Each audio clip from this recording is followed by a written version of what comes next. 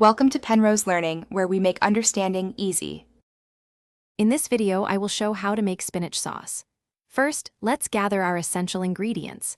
You'll need about 1 pound of fresh spinach, which is the star of our dish.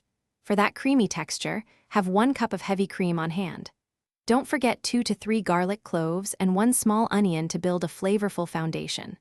Also, grab 2 tablespoons of butter and 1 tablespoon of olive oil to start our cooking process. Now, let's prepare our spinach. Begin by washing the leaves thoroughly under cool, running water to remove any dirt. Next, blanch the spinach in boiling water for about 30 seconds until it wilts. Quickly transfer it to an ice bath to stop the cooking process and preserve its vibrant green color. Finally, squeeze out as much excess water as possible. This step is crucial for a non-watery sauce.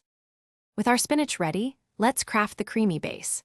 In a saucepan, melt 2 tablespoons of butter with 1 tablespoon of olive oil over medium heat. Add your minced garlic and diced onion, sautéing until they are soft and fragrant, about 3 minutes.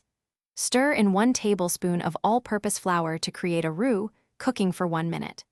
Then, gradually whisk in 1 cup of heavy cream until the sauce is smooth and begins to thicken. We're almost done. Now, add your well-drained, prepared spinach to the creamy sauce base. Stir everything together gently to combine. Season the sauce with salt, freshly ground black pepper, and a small pinch of nutmeg to enhance the flavor. Let it simmer gently for about 5 to 7 minutes, allowing all the wonderful flavors to meld beautifully.